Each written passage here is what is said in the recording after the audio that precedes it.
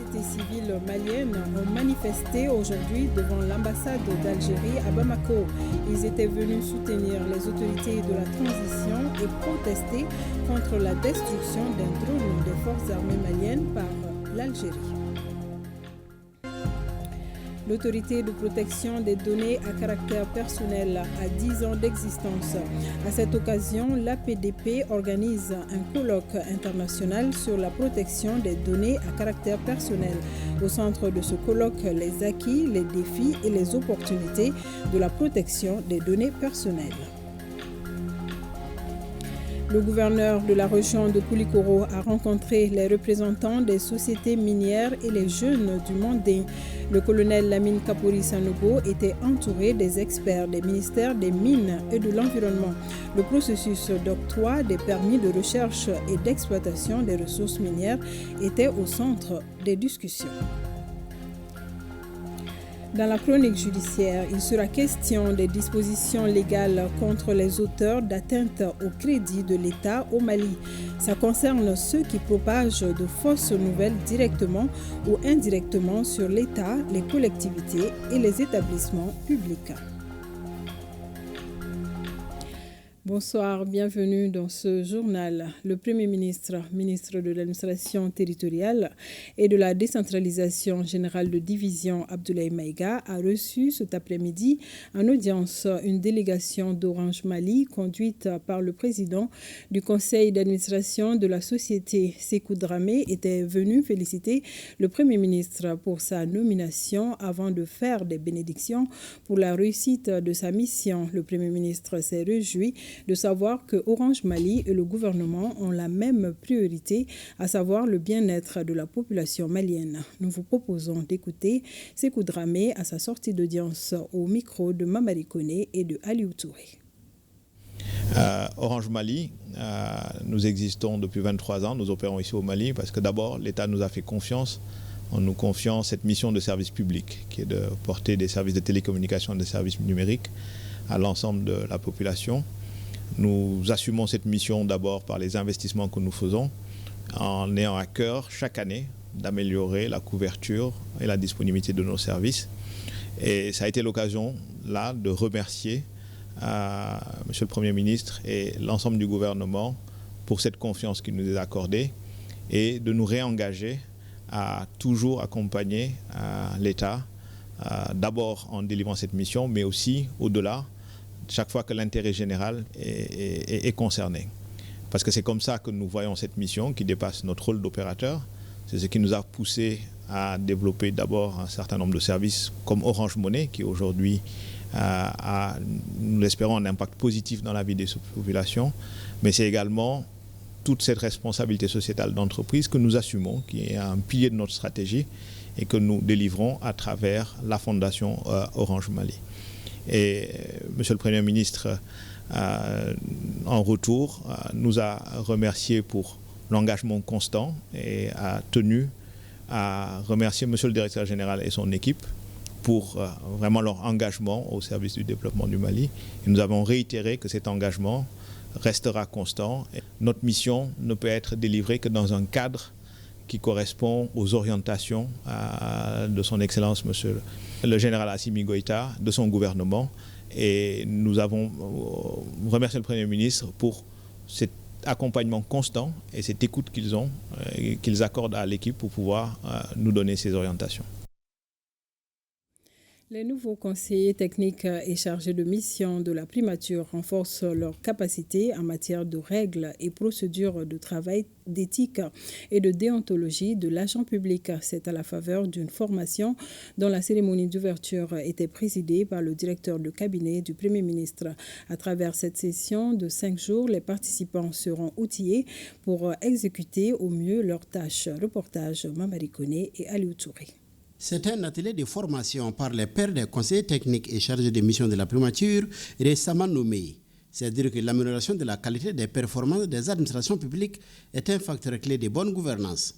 Ces conseillers techniques et chargés de mission concourent à la bonne réussite de l'action publique à travers la mise en œuvre de différentes tâches. L'objectif général de l'atelier est de renforcer les compétences des participants, notamment en matière de règles et procédures de travail d'éthique et de déontologie de l'agent public.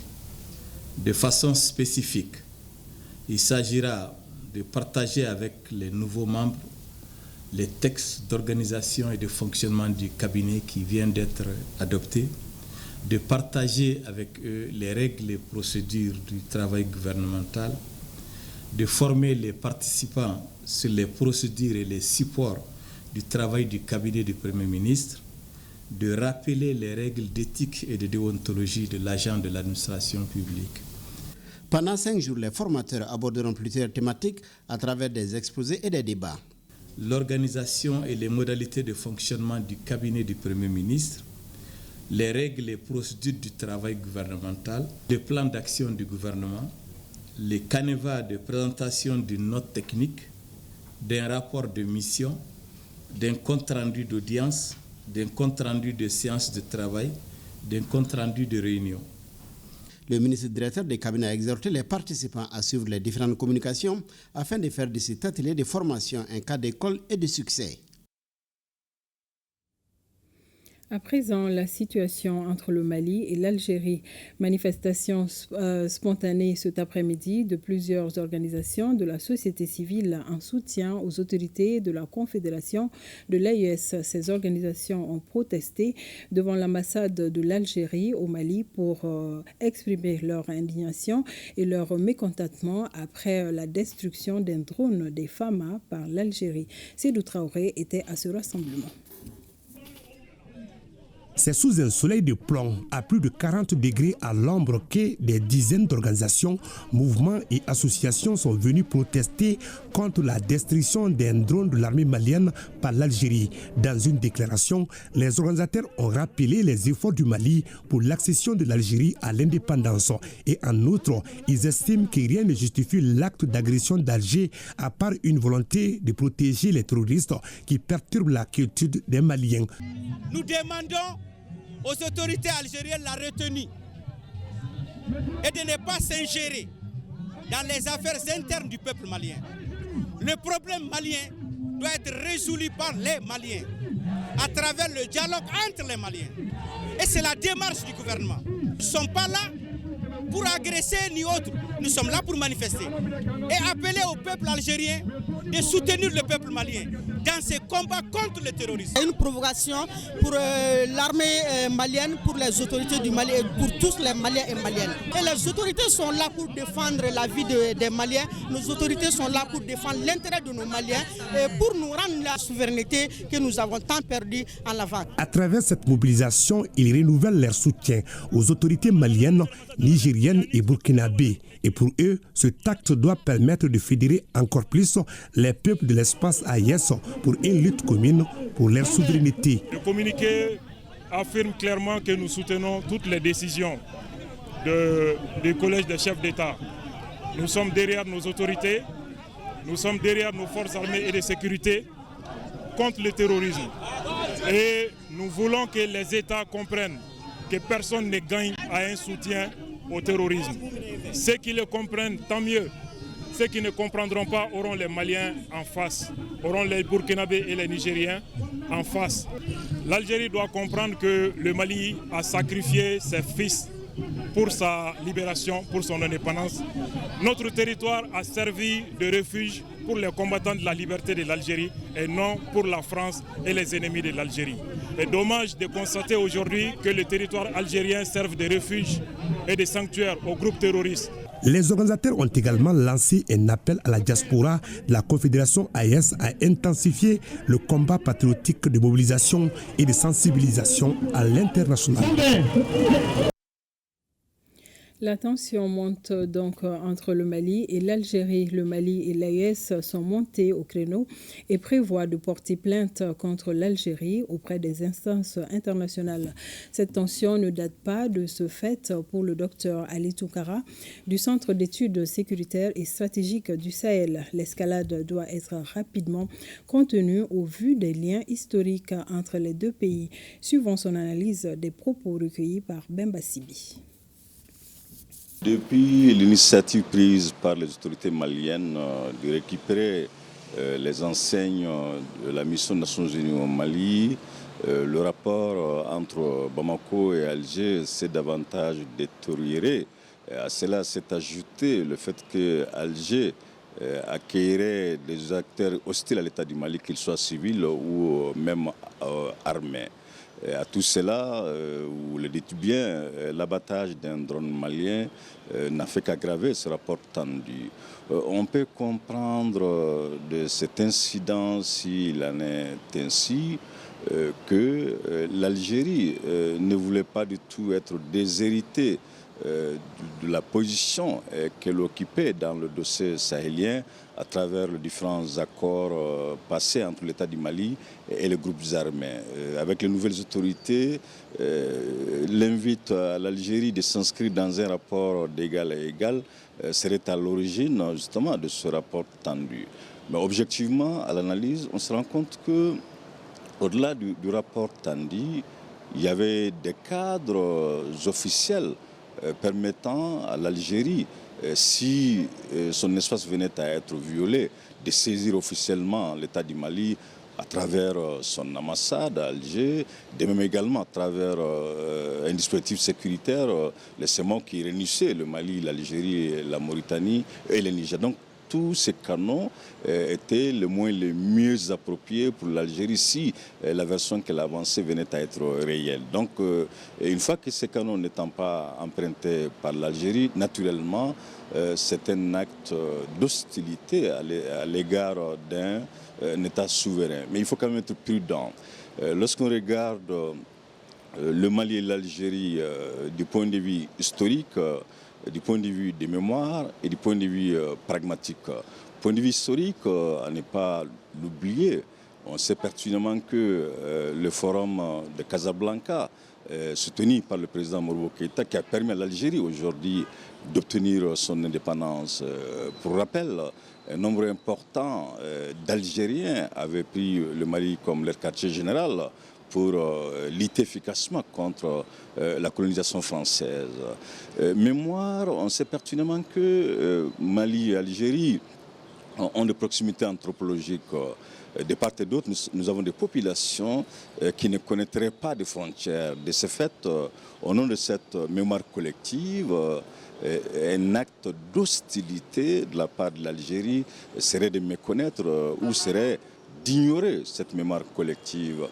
Du point de vue pragmatique, c'est quand même aussi important. Le Mali étant un État souverain, il est de la responsabilité de l'élite politique militaire au pouvoir de garantir la souveraineté du pays, de préserver l'intégrité du territoire. Donc si des actes d'une telle nature venaient à contester la souveraineté de l'État du Mali, venaient à même hypothéquer justement l'intégrité du territoire, il est normal et compréhensible que des communiqués soient rédigés et publiés par l'État du Mali. Si on ne nous apporte pas un soutien, qu'on ne soit pas l'objet de nourrir les rangs de l'ennemi. Je pense qu'aujourd'hui, il est de la responsabilité des élites des deux pays d'asseoir ce climat de neutralité, à défaut d'arriver dans un avenir proche à un climat d'amitié et de coopération. Et nous recevons sur ce plateau Awadit Map Camara pour la lecture des communiqués de soutien aux autorités de la transition et aux forces armées maliennes. Bonsoir Awa. Bonsoir Mariam Kouni, bonsoir à tous. Tout d'abord, le Haut Conseil des collectivités a pris avec consternation la destruction en vol d'un drone de surveillance des forces armées et de sécurité maliennes par les autorités algériennes dans la nuit du 31 mars au 1er avril 2025 à Tinzawaten, cercle d'Abebara dans la région de Kidal. Le Haut Conseil des collectivités apporte son soutien indéfectible aux autorités de la transition dont le combat contre les terroristes et leurs sponsors internationaux est unanimement reconnu comme juste et légal. En outre, le Haut Conseil des collectivités s'associe à l'ensemble de la communauté nationale pour saluer et appuyer les décisions courageuses prises par les autorités de la transition visant à placer le régime algérien face à ses responsabilités internationales. Enfin, le Haut Conseil des collectivités appelle l'ensemble de la communauté nationale à se mobiliser aux côtés du gouvernement et des forces armées et de sécurité pour faire échec à à toute forme de tentative dont le dessein funeste est d'attenter à la souveraineté de notre pays. Vous venez de le dire, Mariam Koné, nous avons reçu beaucoup de communiqués. Le Parti africain pour l'intégration et la souveraineté, le mouvement pour le Maliko Yeyerekoye, le cadre de concertation des femmes des partis politiques, le RENAGEM, l'Alliance des forces démocratiques, la coordination des associations des ressortissants et sympathisants de la région de Djoïla, l'association Orienton Mali, le réseau des jeunes des partis politiques du Mali, le collectif des chauffeurs du ministère de l'administration territoriale et de la décentralisation, l'Union nationale des chauffeurs du ministère de l'administration territoriale et de la décentralisation, le parti FDP Mali-Croix, le comité exécutif de l'APC, le comité exécutif de l'UFD, le parti PLP, l'association police de proximité, le comité de plaidoyer et de suivi des réformes, le FUSI Mali, l'association pour la promotion des peintres du Mali, l'amicale des anciens professeurs civils du Prytanée militaire de Kati, l'ONG Asrad, les FPR Maliko, l'ADPM, les Maliens du Congo-Brazzaville, l'Association des communautés de la culture Bo du Mali, l'Association des communautés de culture Songoï en mouvement Irganda, le RDA Mali, le Mouvement démocratique pour la justice sociale, Jeunesse engagée pour le Boitou, le RJLPM, le parti PMDS, l'association CDPM sans Nieta, la chefferie des Diawara et alliés, la Convention pour le Mali CPM, l'AMSUNEM, la CDPS, le PPP Djamadjigi, le GRA PPM, le collectif pour la refondation du Mali, l'association des militaires retraités de la police nationale, l'association des cheminots retraités du Mali, le conseil régional de la jeunesse de Nioro.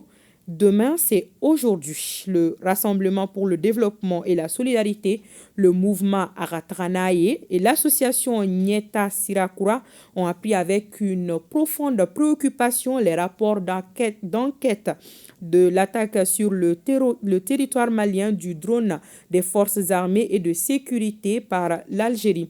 Pour les partis politiques et organisations de la société civile, cette agression marque l'ingratitude du régime algérien face à la République du Mali qui a soutenu l'Algérie dans sa lutte pour l'indépendance. Tous expriment enfin leur soutien total aux autorités nationales et par la même occasion invitent les peuples de l'AES à l'union sacrée et au soutien indéfectible à nos forces de défense et de sécurité et aux dirigeants bâtisseurs de l'AES. Et oui, Awama, et suite à la destruction de ce drone des FAMA, une information judiciaire est ouverte par les services spécialisés.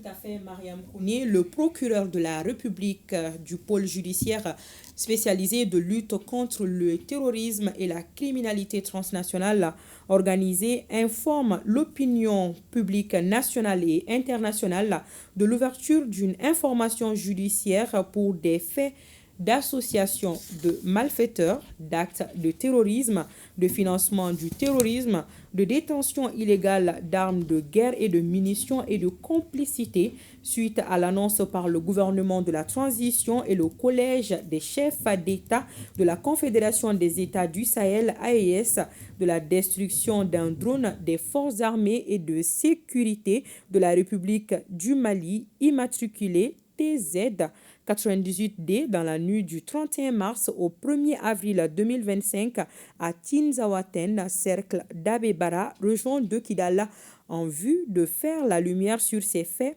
d'identifier et d'interpeller les présumés auteurs, co-auteurs et complices pour qu'ils répondent de leurs actes devant la justice. Le procureur de la République communiquera en temps opportun sur les éléments issus des diligences qui seront menées et en appel à la collaboration de la population pour apporter toute information utile à ces services en lien avec les autres services compétents. Voilà, Mariam Koné, tout ce qu'on pouvait retenir. Merci, Awa Makamara. Merci. Et je vous le disais tantôt, l'autorité de protection des données à caractère personnel a 10 ans. À cette occasion, l'APDP organise un colloque international sur la protection des données à caractère personnel. Durant 2 jours, les experts de l'AES et de 4 autres pays africains vont échanger sur les acquis, les défis et les opportunités de la protection des données personnelles. Les précisions avec Bemba Sibi et Aboubakar Traoré. Avec l'avènement de Internet, des réseaux sociaux ou encore des objets connectés, la question de la protection des données des utilisateurs devient essentielle car les données personnelles des utilisateurs sont la matière première de l'économie numérique. C'est pourquoi l'autorité de protection des données à caractère personnel, pour célébrer ses 10 ans d'existence, a voulu ce cadre d'échange scientifique pour parler des acquis, défis et opportunités de la protection des données à caractère personnel. Notre pays œuvre sans relâche à la construction d'une culture de la protection des données personnelles. Cette volonté politique s'est traduite ces dernières années par la consécration du droit à la protection des données à caractère personnel dans la Constitution du 22 juillet 2023 et la pénalisation des atteintes. En dépit de ces avancées notables, les défis restent nombreux. Ils sont à la mesure de la croissance exponentielle des usages numériques dans nos sociétés. Il nous faut sans cesse adapter nos législations, renforcer les capacités techniques et humaines, accompagner les jeunes dans leurs usages, encadrer les pratiques des organisations. Un colloque international qui va se pencher sur les enjeux de la gouvernance numérique, avec en toile de fond la sécurisation des données. En 2024, la tentative de prise d'otage des données biométriques du Mali illustre bien cela. Les défis actuels liés à la gouvernance des données en Afrique tiennent à l'amélioration de l'accès à la mobilité et l'obturation de la fracture numérique d'une part et l'harmonisation des cadres juridiques et institutionnels performants d'autre part. Ce colloque international de 2 jours enregistre la présence, outre les pays de l'AES, le Maroc, le Sénégal, le Bénin et Madagascar. Plusieurs communications scientifiques sont attendues. AFG Assurance Mali et l'entreprise régionale Poula, en partenariat avec Agra, mettent à la disposition de 14 000 producteurs agricoles près de 100 millions de francs CFA. Le chèque remis pour le compte de la campagne agricole 2024-2025 s'inscrit dans le cadre de l'indemnisation du projet pilote d'assurance agricole. Compte rendu Fademba Keita. Le mécanisme de refinancement du système financier décentralisé reçoit plus de 4 900 000 francs CFA. Quant à l'Office du moyen Bani, il touche un chèque de 94 585 000 francs CFA. AFG Assurance Mali, l'entreprise régionale Poula et leurs partenaires aident les 14 307 exploitants agricoles, bénéficiaires ainsi indemnisés, dans le cadre du projet pilote d'assurance agricole à faire face aux défis climatiques et économiques auxquels ils sont confrontés au quotidien. L'assurance agricole en vigueur pour la campagne agricole 2024-2025 a pour but de passer de la vision de survie à celle de la prospérité. Ce projet incarne une dynamique ambitieuse et porteuse de transformation durable pour notre agriculture. Pour l'Office du moyen Bani, cette expérience est porteuse d'espoir. Elle ouvre la voie à une agriculture plus résiliente, mieux sécurisée et donc plus attractive pour les jeunes, les femmes et les investisseurs. Chaque année, nos producteurs affrontent les aléas climatiques de plus en plus violents. Et chaque année, ce sont des espoirs qui s'envolent, des revenus qui s'effondrent, des familles qui se fragilisent et des vies qui se perdent. Cette cérémonie d'indemnisation de l'initiative pilote d'assurance agricole montre à suffisance que des solutions existent pour nous protéger et assurer la souveraineté alimentaire et nutritionnelle de notre pays.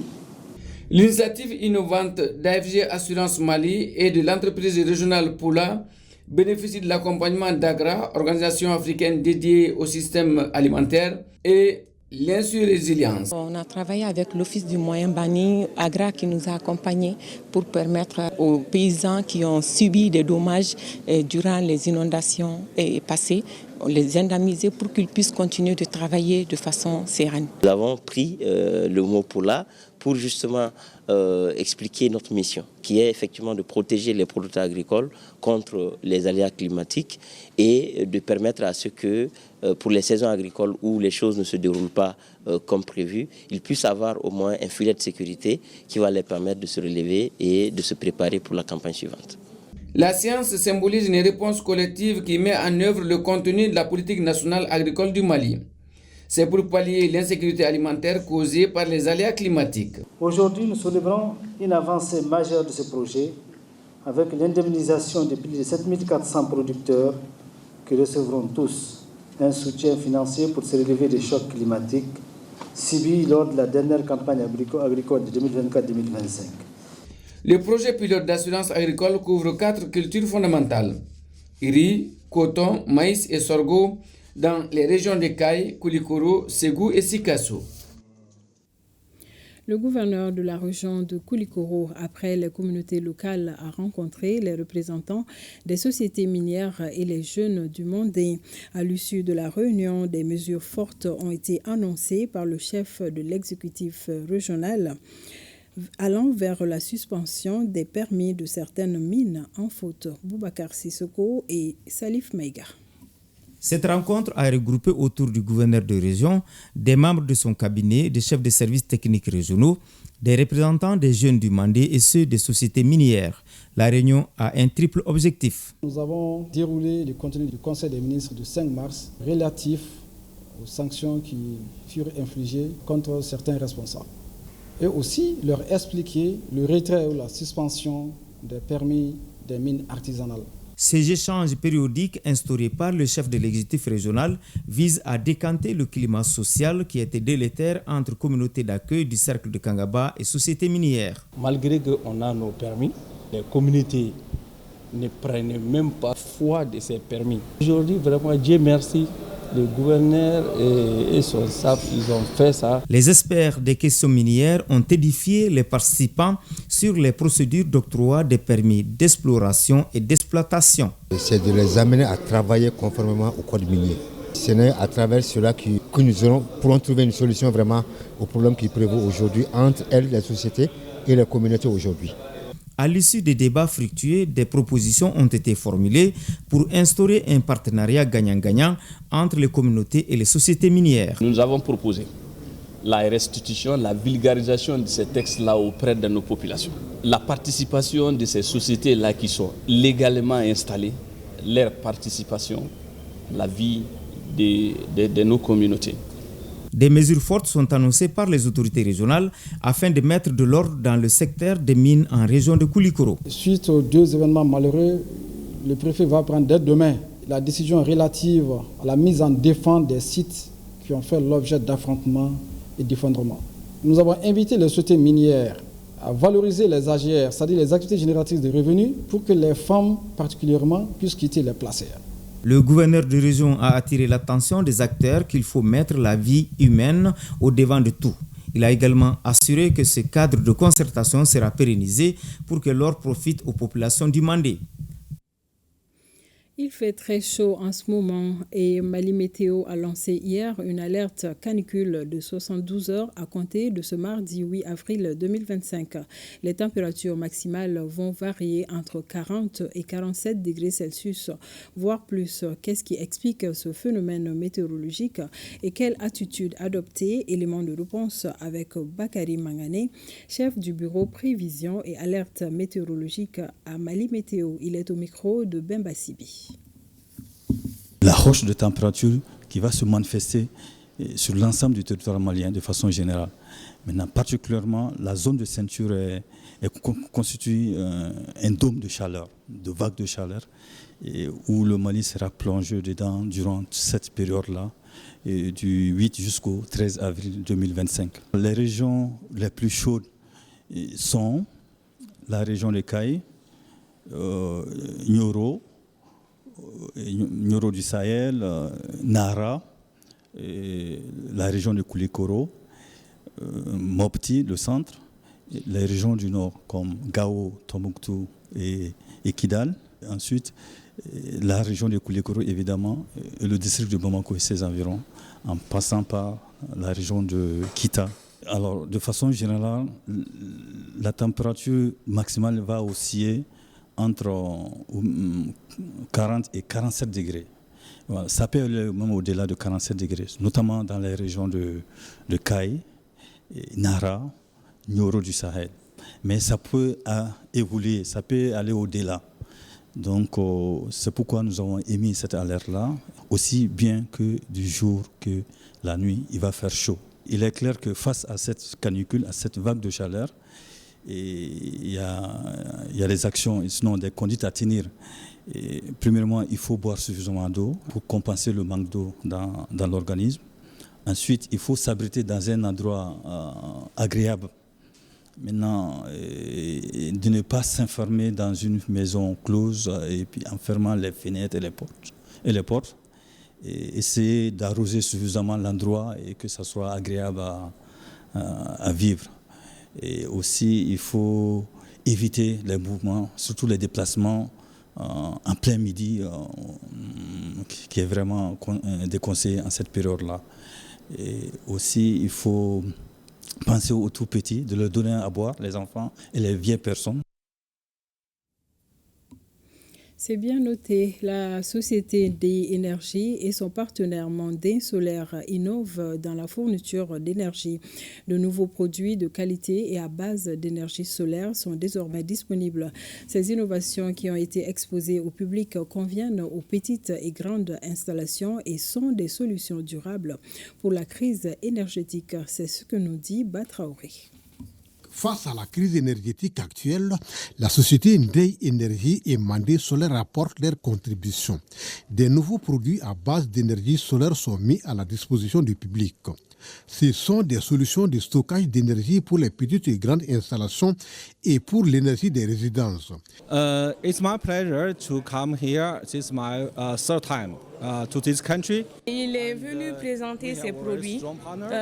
DEI est dans le domaine solaire. Le pays est dans un problème d'énergie. Donc, DEI est leader mondial. Donc, on a des batteries, des convertisseurs avec des panneaux aussi. Donc, on veut juste montrer aux Maliens qu'avec le domaine solaire, on peut bien s'en sortir. Le public a eu droit à une exposition des différents produits de qualité qui constituent aujourd'hui une solution et une étape vers la souveraineté énergétique. C'est pourquoi ce partenariat entre Ndeye Énergie et Mandé Solaire est salué par le représentant du ministre de l'Énergie et de l'Eau. La crise énergétique que le pays traverse aujourd'hui est connue de tous. Et cette crise, essentiellement, est liée à la prise en charge des coûts énergétiques qui sont essentiellement liés au combustible. Ce qui fait que la production d'électricité au Mali coûte plus cher que le coût de vente de l'électricité aux clients.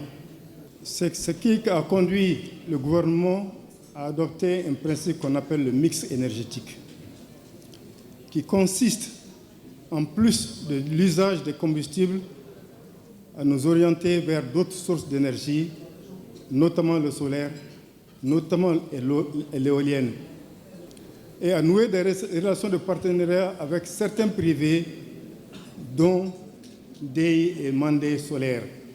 La grande mosquée de Bamako a bénéficié d'équipements solaires lui permettant de fonctionner à 100% grâce au solaire. Cette prouesse est le fruit de la collaboration entre Ndeye Énergie et Mandé Solaire, selon les responsables de la mosquée qui étaient parmi les invités à cette cérémonie. Le comité technique de suivi et de coordination du programme d'appui au secteur de l'élevage au Mali, PASEM 2, s'est réuni pour la deuxième fois. L'objectif est d'examiner le compte-rendu de la première rencontre, faire l'état de lieu des travaux dans les zones d'intervention courant l'année 2024 et travailler sur le plan opérationnel 2025. Hawa Adama Koulibaly, Abdoulaye Samaki.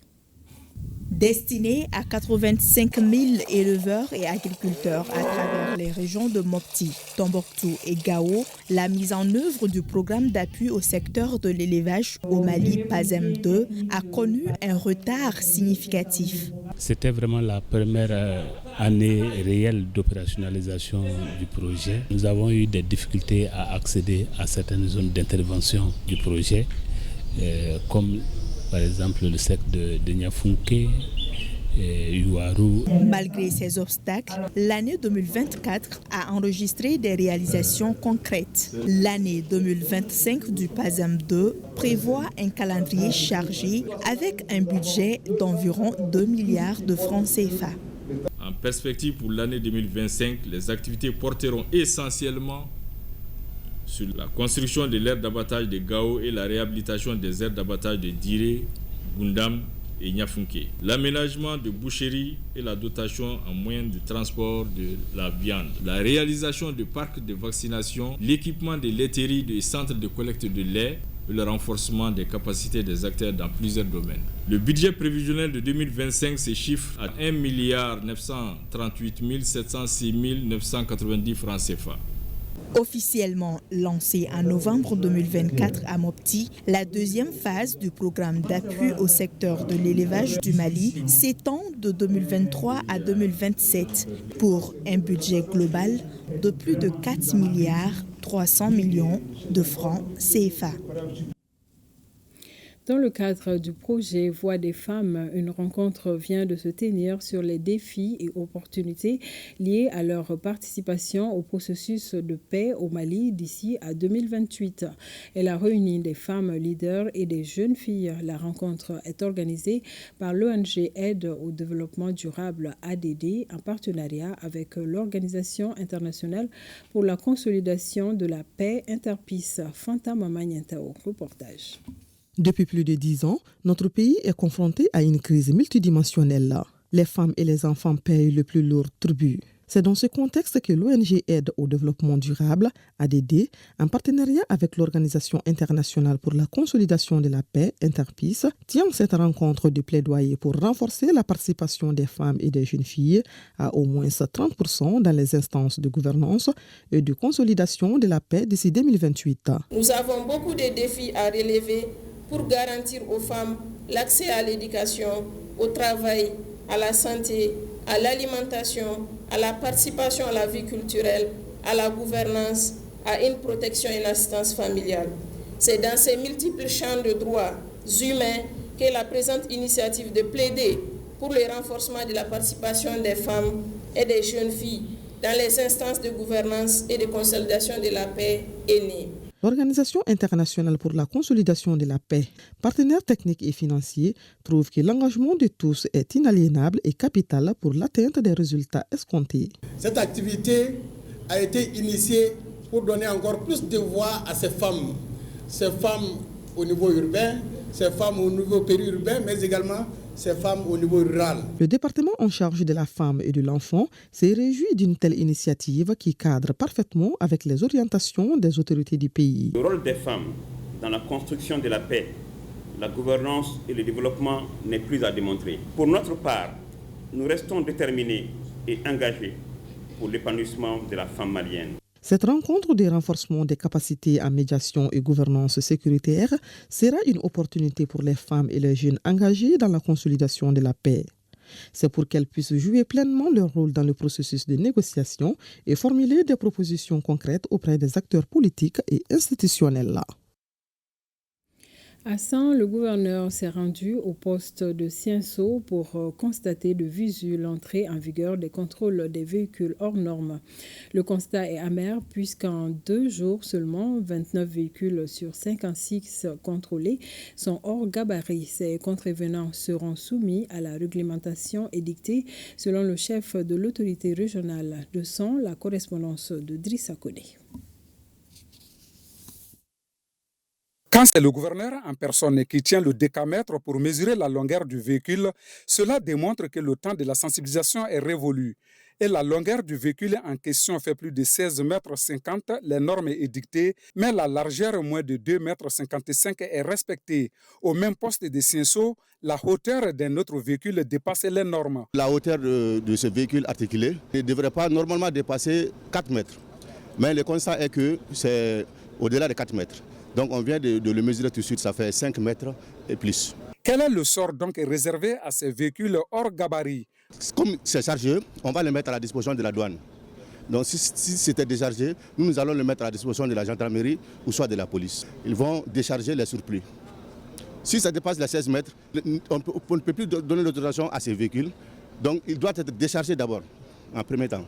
Donc s'il est déchargé, étant vide maintenant, on peut lui délivrer une autorisation pour qu'il puisse se rendre dans un atelier de transformation. 24 heures après le début des contrôles dans la région, le constat est amer. Après 2 jours, 56 véhicules contrôlés, 29 hors gabarit. Vraiment, on dépasse la moyenne. C'est pas bon. C'est pas bon. Je pense que le ministre a eu suffisamment de temps d'informer, de sensibiliser les gens à la télé. Il va falloir que les gens se conforment aux normes. Nous sommes un pays pauvre. Nous avons des difficultés pour réaliser des voies routières. Et si des dispositions sont prises pour protéger ces voies-là et éviter les cas d'accident, je pense que chacun doit s'inscrire dans ces cadres-là. Donc nous allons veiller à ça et tous ceux qui ne vont pas s'y mettre en règle seront sanctionnés. En tout cas, les axes routiers de la région ne serviront plus de passage pour les contrevenants. Sur un tout autre plan, les femmes de Djanegela, en commune 6 du district de Bamako, ont célébré la journée du 8 mars sous le signe de l'accompagnement des autorités de la transition. La cérémonie commémorative, qui avait pour marraine Maïga Adam Sangaré, épouse du Premier ministre, a permis aux femmes et aux jeunes de saluer les efforts consentis par les autorités de la transition. Mamari Kone et Aliou Touré, compte rendu. Après avoir soutenu les couches défavorisées pendant le mois de Ramadan, la voici encore sur un autre terrain. La célébration de la journée dédiée à la défense des droits de la femme. Et c'est à l'appel du collectif des leaders de la commune 6 du district de Bamako, bureau de Djanegela. Je suis très honorée d'avoir été choisie par le collectif des leaders de la commune 6 pour être la marraine de la journée internationale des droits des femmes, qui est célébrée tous les 8 mars de chaque année.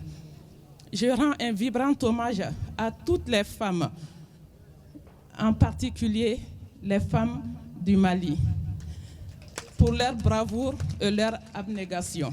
Je demande à toutes les femmes du Mali à accompagner le général d'armée, son Excellence Assimi Goïta, président de la transition, chef de l'État, à accomplir sa mission. Je salue également les femmes de l'AES qui jouent un rôle important dans l'édification de la fédération. Au nom de tous les chefs de quartier de la commune 6 du district de Bamako, Seydou Sangaré a remercié la marraine pour son appui constant à la communauté. Il a invité les femmes à cultiver la cohésion. Après ces mots, place au spectacle assuré par les artistes Abdoulaye Diabaté,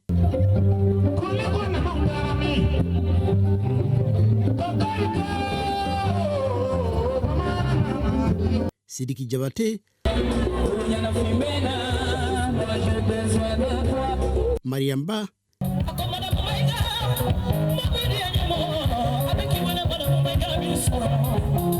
et autres.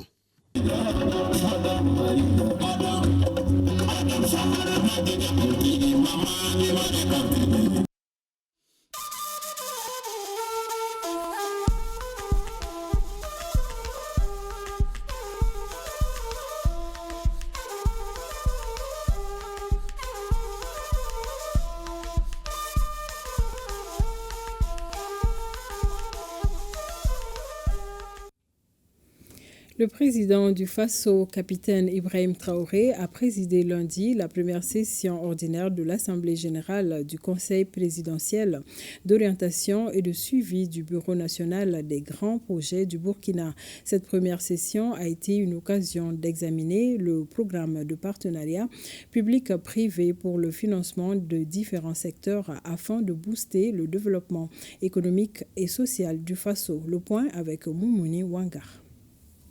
Travailler de sorte à ne pas endetter le pays. Ceci est un principe cardinal pour le chef de l'État, le capitaine Ibrahim Traoré. Un principe qu'il a signifié en ouverture de la première session du Conseil présidentiel d'orientation et de suivi du Bureau national des grands projets du Burkina. Si on doit prendre une dette, c'est pour avoir de l'efficacité et de la rapidité dans des secteurs porteurs qui peuvent être rentables rapidement. Mais s'endetter juste pour certains projets, je pense qu'on doit l'éviter. Et ça, c'est le principe fondamental. Et tous les projets qui vont se présenter à nous, il faudra qu'on réfléchisse pour voir le type d'engagement qu'on doit avoir vis-à-vis de partenaires. Pour le président du Faso, il ne faut donc pas endetter le pays inutilement. Il faut plutôt miser sur des secteurs porteurs qui prennent en compte les priorités de l'heure. Aujourd'hui, nous luttons contre le terrorisme, certes, mais nous avons aussi la bataille pour la sécurité alimentaire. Qui dit sécurité alimentaire parle d'agriculture, parle d'industrie agroalimentaire. Donc, ce sont des secteurs qui vont nous intéresser beaucoup, notamment l'industrie, la transformation de notre société, qui va employer beaucoup de jeunes et qui va donc créer assez d'emplois et permettre au Burkina de transformer sa matière première et d'exporter. Donc, ces secteurs vont nous intéresser beaucoup. Le secteur de l'énergie, c'est un secteur crucial, puisque si on veut développer l'industrie, on a forcément besoin d'énergie. Aujourd'hui, dans le domaine des infrastructures, donc, nous sommes sur plusieurs initiatives qui sont en train de se développer pour pouvoir permettre donc, le transport de nos différentes productions. Et c'est dans cet esprit que s'inscrit l'adoption du programme de partenariat public-privé PPP pour le financement de secteurs d'activité visant à booster le développement économique et social du Burkina Faso. Sur 28 projets examinés au cours de la session, 27 pour la plupart à paiement par des usagers sont validés. Le seul projet qui a été, retiré pour redimensionnement, c'est le projet de Wessa. Sinon, le reste a été validé, donc 27 sur 28. Et parmi ces 27, il faut noter que les 23 essentiellement sont des projets à paiement par les usagers, ce qui dénote 90,26% de projets qui n'endettent pas forcément l'État, ce qui rentre en droite ligne avec la vision du chef de l'État et pour que des projets d'envergure de développement économique et social puissent être déployés pour l'ensemble de la population. L'adoption du programme partenariat public-privé ouvre la voie des négociations avec les investisseurs et la conclusion des contrats des projets. Une étape avant la mise en œuvre des 10 projets pour le bonheur des Burkinabés. Et au Niger, en marge de la 6e édition du Festival des civilisations du fleuve Niger, Al-Zanaï, couplé à l'ouverture de la saison touristique, la ministre de l'Artisanat et du Tourisme a organisé hier une excursion dans la réserve de Kouré, dans la région de Tillabéri. Objectif, partir à la découverte des dernières populations des girafes de l'Afrique de l'Ouest, une espèce en voie de disparition. Compte rendu Amadou Toudjani, Oumarou El Ousmane Sani Abdou. La 6e édition du Festival des civilisations du fleuve Niger, Al-Zanaï, couplée à l'ouverture de la saison touristique 2025, continue d'attirer et d'émerveiller de plus en plus les invités venus nombreux pour découvrir les merveilles du Niger dans toute leur splendeur et diversité touristique et aussi culturelle. Cette excursion, organisée par le ministère de l'Artisanat et du Tourisme à cette occasion, dans la réserve de Kouré, en vue de découvrir la dernière population des girafes de l'Afrique de l'Ouest, en est la parfaite illustration de la belle aventure que vivent ces visiteurs venus des 4 coins du monde. Au Niger, là on découvre une espèce de girafe qui est en voie de disparition, qui est unique en Afrique de l'Ouest. Et donc je suis très émerveillé, je suis très content de découvrir cette espèce-là. Et je suis d'autant plus content que le gouvernement nigérien déploie des efforts pour entretenir cette espèce-là, pour la protéger. Nos pays sont dans une logique souverainiste, d'autosuffisance à tous les niveaux, dans une logique aussi de regain de fierté. Occasion également pour ces invités de saluer les efforts déployés par le gouvernement du Niger en vue de faire du tourisme un vecteur levier de promotion d'une économie diversifiée. Tout le monde entier à venir connaître cette expérience qui est unique au monde et ça nous montre que l'Afrique est riche et le tourisme se positionne comme un secteur qui peut permettre de promouvoir la diversification économique. Certes, le Niger est riche en ressources minières, mais il y a d'autres types de ressources qui peuvent également porter l'économie et donc j'appelle tout le monde à arrêter la guerre et faire la paix. Cette sortie touristique a enregistré la participation d'une forte délégation composée de plusieurs personnalités nationales et internationales, dont les ministres de la Jeunesse, de la Culture, des Arts et des Sports, les ministres tchadiens de la Communication, ainsi que plusieurs membres du corps diplomatique accrédités au Niger. En marge de cette excursion, qui a d'ailleurs tenu toutes ses promesses, la délégation a marqué une pause détente au niveau de Kouri, où elle a eu droit à une animation culturelle. Des statuettes en forme de girafe ont été symboliquement remises à chacun des invités pour immortaliser cette journée exclusivement dédiée à la visite des girafes de la réserve de Kouri.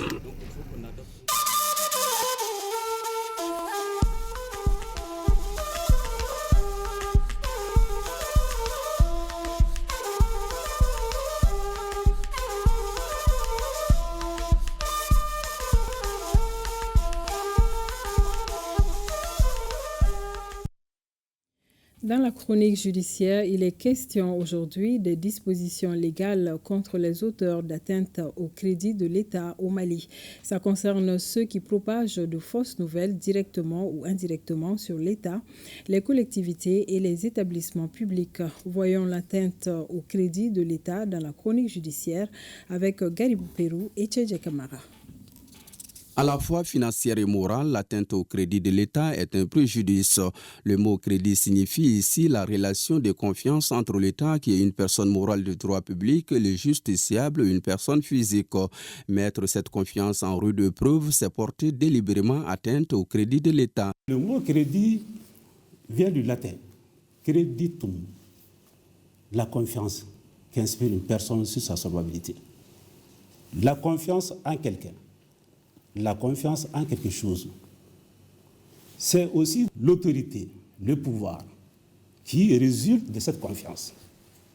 Porter atteinte au crédit de l'État, c'est propager par voie de presse à travers les médias classiques ou les réseaux sociaux des fausses nouvelles, des allégations mensongères, de nature à amener le citoyen à perdre confiance à l'État, à douter de sa solvabilité financière, mais également à remettre en cause son autorité et le pouvoir. Le champ de l'atteinte au crédit est circonscrit par les articles 167 et 58 du Code pénal. 167 qui parle du crédit financier, toute attitude, toute déclaration de nature à remettre en cause la solvabilité de l'État, et l'article 58 qui, lui, parle du crédit moral de l'État. Les attributs humains de l'État sont clairs. Comment se manifeste donc cette mise en cause au plan financier? Vous avez des gens qui peuvent aller sur les réseaux sociaux, qui peuvent, par le discours, par écrit, inciter le public à aller faire des retraits massifs de fonds des caisses publiques. On crée la panique, on dit voilà, l'État est en cessation de paiement, il n'y a pas de liquidité au trésor, il n'y a pas non plus d'argent dans les banques. Alors, on incite le public, les citoyens, à prendre d'assaut la banque ou les banques pour vouloir retirer chacun ses avoirs. En faisant cela, cette attitude qui consiste à amener les citoyens à perdre confiance en l'État, à sa solvabilité, crée un préjudice. À côté de ces préjudices financiers, nous avons les discrédits moraux. Cette atteinte remet en cause la respectabilité et l'honorabilité de l'État. Il y a un citoyen qui se permet de parler de l'obsolescence de l'outil de défense nationale. Il remet en cause la fiabilité du système judiciaire du pays. Il va parler de faiblesse de l'autorité politique dans un pays. Les déclarations de ce genre peuvent carrément effriter la confiance que les gouvernants ont aux gouvernés. Lorsqu'un préjudice est commis, il doit être forcément réparé. La procédure de mise en œuvre et l'exercice de l'action varient selon que l'on soit en face d'une atteinte au crédit financier ou en face du crédit moral de l'État. Quand il y a atteinte au crédit financier de l'État, en ce moment, on applique les dispositions de l'article 172 du Code pénal. Et cette disposition dit que le procureur de la République, face à une telle infraction, ne peut pas s'autosaisir.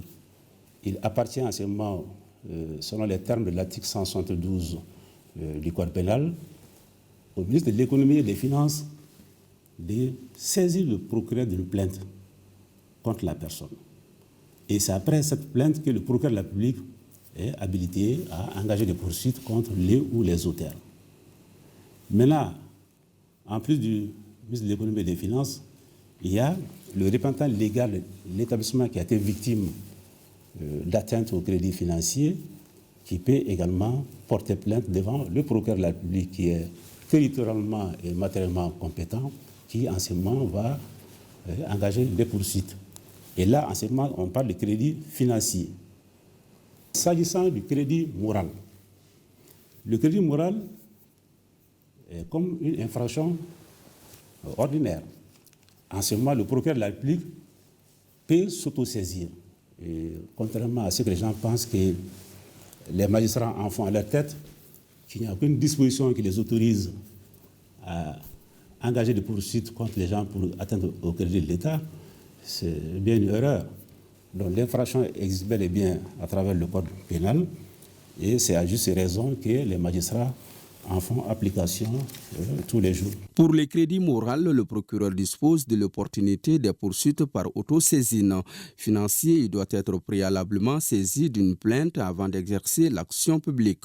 L'un comme dans l'autre, les déclarations du genre à porter atteinte au crédit de l'État sont à éviter. En tant que citoyens, nous sommes tenus de respecter les dispositions nationales. Et de la lecture pour refermer cette édition, à retrouver dans vos kiosques le livre intitulé « Fragments d'histoire du Mali de Ouagadougou à la pénétration coloniale ». C'est un ouvrage de Samba Laminso. L'ouvrage de 246 pages retrace l'histoire du Mali à travers quelques épisodes tirés des différents empires qui ont en commun un historique d'opposition contre la soumission coloniale, contre l'agenouillement devant l'agresseur. Il parle aussi de la conquête de Sabou Siré et Anteraboukan. Merci à vous d'avoir suivi cette édition. Excellente soirée en compagnie de la télévision nationale.